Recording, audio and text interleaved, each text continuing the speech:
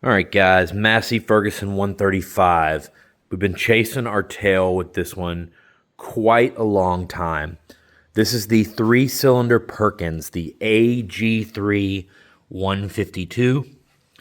Seems like everything I find, most of these tractors I find are the Perkins diesel, the AD3.152. And then it seems like there's a four-cylinder, maybe an international engine, but I don't see a lot of tractors with the AG3, the Perkins gas. I've been told that the block and a lot of the things the same for the diesel, but I can't confirm any of that. So basically, it's an old tractor. It got to where it had to run on choke for a long time. We thought it was just a carb issue. We ran it on choke, blah, blah, blah. Finally, we decided to fix it. We gave it a tune-up. We did plugs, distributor, plug wires, points, clean the carb. Doesn't change anything. We start trying to, basically what it's doing is it would start and idle, but it won't rev up. And we would try to rev it up, and we could spray ether around the intake manifold, and it would rev up. So we knew we had a leak. We take the intake manifold off. It was warped pretty good. So it's really hard to find the gaskets for this as well. Anyway, after months of buying a new intake manifold and then eventually getting this intake manifold recut flat, getting gaskets, all that, we seemed to fix the leak around the intake manifold, but the head right here, it seemed like when we would spray ether right here, it would rev up. I don't know if that makes sense, but we decided to take the head off. After taking the head off, we figured, when we have the head off, let's just have it checked for cracks and warpage and that. Took it to the machine shop. They said, no, it's not cracked.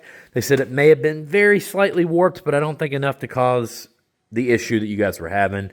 So we got the head cleaned up, pressure tested, valves and everything done.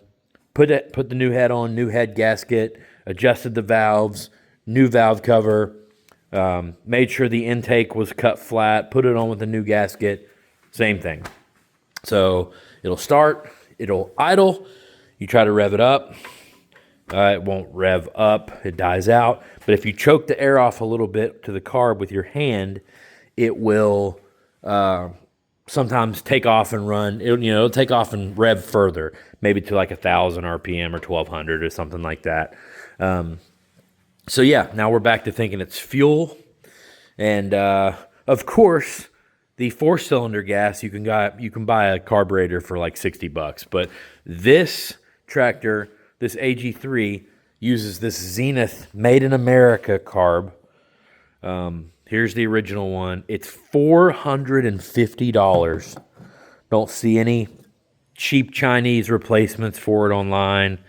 I'm about to the point now. We bought a couple carb kits. We've been through this thing a couple times. Don't really see anything wrong. I'm about to the point now where I'm just going to buy a carburetor because this is just, I just want to rule the carburetor out. I don't care if it takes a few $100s to rule the carburetor out. I just want to rule it out. It seems pretty simple inside. It sucks to pay $450 for something that's so simple. Those jets are clean. There is one jet that we can't get out that's kind of stripped. So I don't know if it's clean, but the float, the needle, all that seem to be working. It does have this solenoid on the bottom, which I'm not 100% sure about.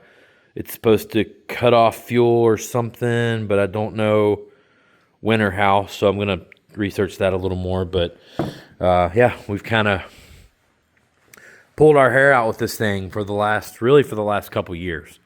And finally pulled it in the garage here where we kind of had no choice but to get on it and fix it so that we can get it out and get our cars back in the garage. But man, it's testing us. We've probably got $1,000 into trying to fix up this tractor, and it's relatively low hours. It's only like 2,000 hours, and it's kind of a family heirloom, which is why why I've been okay to put this money into it.